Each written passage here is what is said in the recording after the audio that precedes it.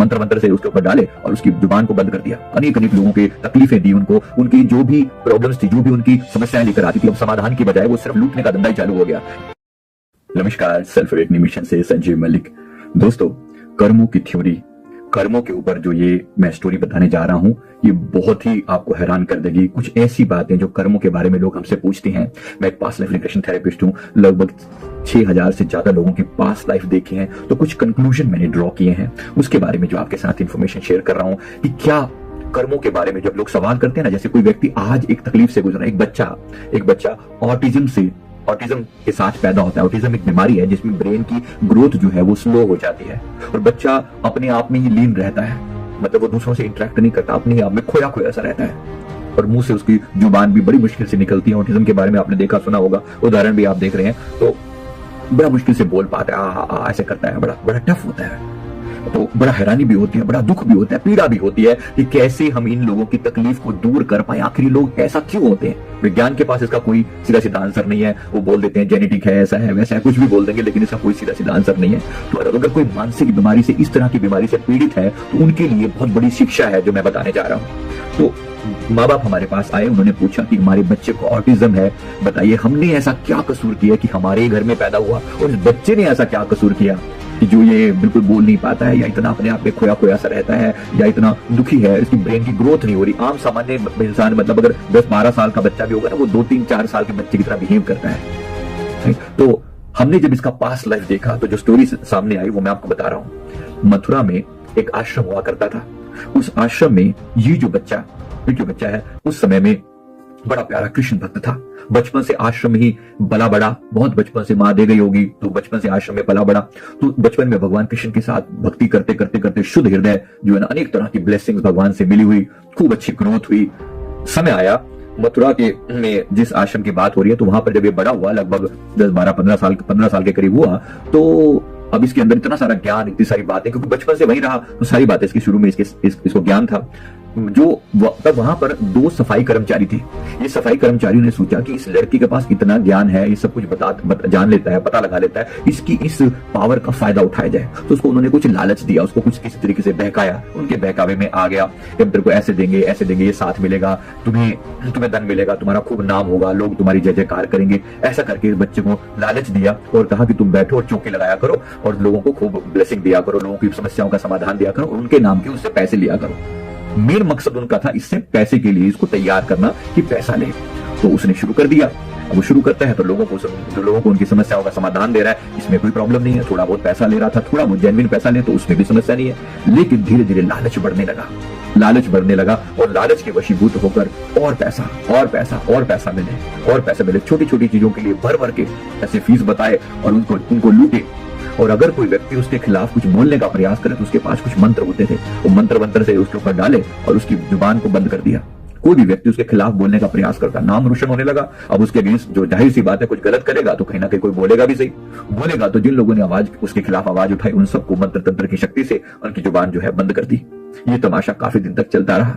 इसी प्रकार चलते चलते जो है समय आया, इनकी लालच बढ़ती चली गई और फिर उन्होंने खूब इस तरीके से लोगों को लूटा, अनेक लोगों की तकलीफें दी उनको, उनकी जो भी प्रॉब्लम्स थी, जो भी उनकी समस्याएं लेकर आती थी, अब समाधान की बजाय वो सिर्फ लूटने का धंधा ही चालू हो गया। ये उपाय कर लो, वो उपाय कर लो। अब हर चीज का तो उपाय नहीं होता, आप भी जानते हैं इस बात को। हर चीज से आपकी बीमारियां ठीक हो जाए ऐसा नहीं होता। याद रखिए, कर्मों का जो सजा है ना, कार्मिक जो भी आपने किया है, उसको उसी मात्रा में, उसी टाइम पीरियड में भुगतना पड़ता है। कोई भी चीज की हुई, कोई भी उपाय आपकी तकलीफ को थोड़ा कम कर सकता है, लेकिन उसका टाइम पीरियड नहीं घटाया जा सकता। इस बात को याद रखें। अब इस लड़के ने जो कुछ भी किया, अब सोचिए जब ये लोग मरे, सब जीवन खत्म हो गया, सोचिए परमात्मा छोड़ेगा उन अनेक लोगों के दिल से जो बद्दुआएं निकली कि भर भर के लूटा, भर भर के उनकी जुबानें बंद कर दी।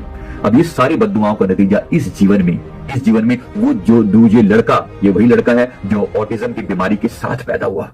और वो दोनों सफाई कर्मचारी कौन है? इसके माता पिता। दोनों सफाई कर्मचारी अब इसके माता पिता बन के आए हैं। अब सोचिए क्या दुश्मनी थी। अब आपके सामने सब स्पष्ट है। इस तरीके से जिन अब माँ बाप बेहद पैसा खर्च कर रहे हैं, जो भी उनके पास था थोड़ा बहुत, वो सब लुटाए जा रहे हैं। इधर दिखा डॉक्टर को, उधर दिखा, सारा पैसा घर तक बिक चुका है, बर्बाद हो चुके हैं। वो क्यों नहीं होंगे बर्बाद? सोचिए, एक आम लोगों से पैसा लूट कर खाया, इकट्ठा करते गए अपनी लालच के वशीभूत अपने घर बना रहे हैं, अपने मकान खड़े कर रहे हैं, जमीनें ले रहे हैं और खेत ले रहे हैं, अपने आप को रिच बना लिया उन्होंने इसी के पैसों की कमाई के द्वारा। परमात्मा बख्श देगा क्या? परमात्मा छोड़ देगा क्या? वो किसी का चाचा नहीं लगता, कोई रिश्तेदार नहीं है वो किसी का भी तुम्हें माफ कर देगा। वो अपने हिसाब किताब पर आएगा तो वो अंदर आंतड़ियों में से भी निकाल लेगा। ये वही हिसाब हो रहा है। अब सोच के देखिए क्या कर्म किए थे, किस तरह से किए थे, एक एक कर्म का हिसाब है। कोई वहां पर भूल चूक नहीं होती उसके सुपर कंप्यूटर में, उसके कार्मिक कंप्यूटर में किसी की कोई माफी नहीं है कि कोई ये सोच ले कि आज अब आप गिड़गिड़ा लो, उसके आगे जो मर्जी मिन्नतें कर लो। परमात्मा करे भी तो क्या करे। आज सपोज है हमारे पास भी आते हैं या किसी धाम में चले जाते हैं, किसी बड़े बड़े जो आजकल नाम चल रहे हैं, मान लो कहीं पे भी चले जाते हैं, क्या आपको लगता है इसको माफी दे देनी चाहिए? मिल जाएगी क्या माफी? नहीं मिलती, नहीं मिलती। किसी भी जगह जाकर थोड़ा बहुत रिलीफ आ जाएगा, थोड़ी बहुत शांति हो सकता है कि मतलब 5-10% फर्क पड़ जाए कहीं पर जाकर, इससे ज्यादा कुछ नहीं होता। समय रहते रहते रहते और जो इसके माता पिता ने ये भी बताया कि बचपन में जब ये छोटा था तो कृष्ण भक्ति के कारण, एक तरफ भक्ति भी की, याद रखना, तो भक्ति के कारण इस जीवन में भी इस बच्चे का नाम कृष्ण रखा। पिछले जीवन में कृष्ण भक्त था, इस जीवन में उसका नाम कृष्ण पड़ा। तो कृष्ण भक्ति करी तो भक्ति का रिजल्ट भी मिला। कहीं ना कहीं आश्रम से जुड़ा हुआ रुझान इस जीवन में भी उस तरफ रहा, लेकिन गलती की सजा अपनी जगह पर है। एक एक गलती जिस जिस रूप में करी, लोगों की जुबानें बंद करी, ये जीवन में बोल नहीं पाता। अब सोच के देखिए क्यों परमात्मा ने आपको, कुछ तो कारण रहा होगा ना। क्यों कुछ लोग ऐसे ही दुखों के कारण पैदा होते हैं, फिर कुछ लोग कहते हैं कि नहीं नहीं पास्ट लाइफ कुछ नहीं होता। अच्छा क्यों नहीं होता? क्यों नहीं होता? आप कोई कारण बताओ, तरीका बताओ कि पास्ट लाइफ क्यों नहीं होता। कोई तरीका नहीं है, उनके पास ऑटिज्म है और कहीं बता दो दुनिया में इसका कोई इलाज हो तो इस तरीके से कर्म के खेल से कोई नहीं बच सकता। कोई ये ना समझे कि किसी भी तरीके से परमात्मा को तुम धोखा दे दोगे। और ये दोनों सफाई कर्मचारी देख लो, ये कहते हैं हमने क्या गलती की थी? चलो इसने गलती की, क्या गलती की थी? सारा पैसा लूट लूट के तुमने खाया था, तुमने खाया था ना, तो गलती इसने भी करी और गलती तुमने भी करी, कम तुम थोड़ी थे। आखिर इसी के द्वारा तुमने करवाया, तुझे मोटिवेट किया। तो जो मोटिवेट करने वाले थे, जो लूटने वाले थे, वास्तविक लोग तो माता पिता थे। तो माता पिता को भी तकलीफ तो झेलनी पड़ेगी।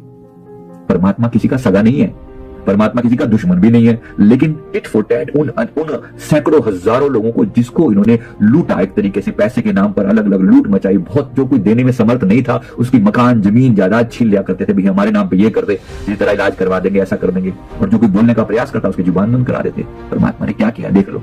अब इसमें परमात्मा का कोई लेना देना भी अगर ना हो तो उन लोगों के साथ जो कार्मिक बना, वो लोग इस जीवन में किसी न किसी रूप में आकर इनको तकलीफ देंगे, किसी न किसी रूप में आकर तकलीफ देंगे। जितने मर्जी धक्के खा ले, इसका इलाज सीधा सीधा नहीं है।